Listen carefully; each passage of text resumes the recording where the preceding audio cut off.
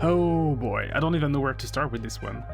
Maybe I can tell you, without the shadow of a doubt, the most delicious piece of meat I've ever cooked. I wanted to get into smoking for quite some time. I even thought of building my own smoker, but I got a pretty good deal on a model that I really liked, and that's it. That was the push I needed. So this is a venison shoulder. Usually I will do it over the barbecue, but it was my first time actually smoking it. So here's the front shoulder of a young buck that I harvested last year. I already removed the scapula. So we only have the other bone in here. I forgot the name of it. I'll add it during the edit. The salt I'm using is just kosher salt, nothing extravagant here. And I'm going to apply that liberally on all sides. If you want quantity, I would say maybe a tablespoon to 2 tablespoons of salt. I'll add some pepper. As you can see, I did not remove any fat. I did not trim any silver skin. All this is going to melt down when we start the cooking. And for the spice, I will just use some cumin. I think cumin pairs really well with moose, deer, lamb, and I don't even think about it now. It's a reflex. I just whenever I have venison, I make sure to add a little bit of cumin everywhere. And if you want quantity for that, I would say half a teaspoon of cumin. Now I'm going to let it rest for 24 hours. I'm going to cover this with some saran wrap and we'll let it rest in the fridge. All right, see you tomorrow.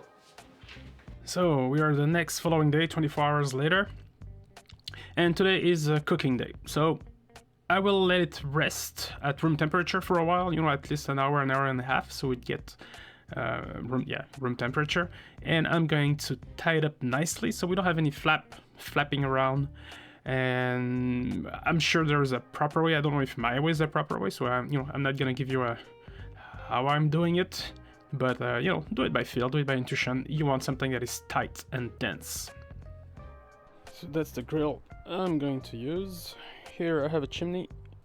The coal is already burning hot inside, and it's a mix of coal and wood that I'm going to use. So my base is going to be coal and the top is going to be a wood piece. So my coal is perfect, the wood is on, so we're ready to cook.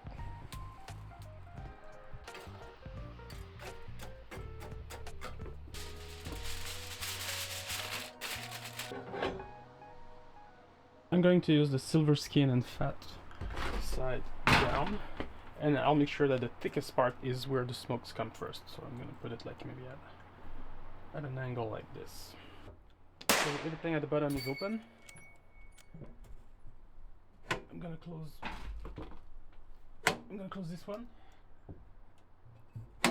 So from here and onward, it's really a game of chasing the perfect temperature. For the first 3 to 4 hours, I wanted a very cool oven to around 150, so we have time to actually smoke the piece of meat and have time to cook it later. So this is near after 4 hours, and I'm going to wrap it in butcher paper for the actual cooking. So I'm wrapping it mainly so that the outer crust doesn't completely dries out, and to keep some moisture in the piece of meat. That's very important. So now we're cranking up the temperature of the barbecue to about 220, 230, and we're going to cook that piece of meat for another maybe an hour and a half. That's my venison. I love it rare in the middle, so I didn't want it to cook completely through. I could have, just letting it cook longer. But for me, medium rare is perfect at the center. So that's it, we're done. So you could see the smoke ring, which is an indicator of your, the success of your smoking. Look at that. And for a first serious try, we were all impressed. The family really, really loves it. And yep, that smoker will be used often. This I can guarantee it. So the whole process here for the temperature was done using an infrared handheld thermometer that would allow me to gauge at various times what was the temperature in the barbecue. And what I did the following days, I got a meter just to simplify that process and stop the guesswork that comes with it. I think managing your charcoal and your wood is already tedious, and yeah, removing all sorts of doubt definitely makes the experience much more enjoyable. So that's it, folks. I hope you enjoyed that video. Let me know in the comments below what you think. Have you tried smoking? What's your favorite go-to technique?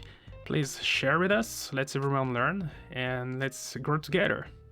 Alright, folks. See you in the next video. Bye-bye.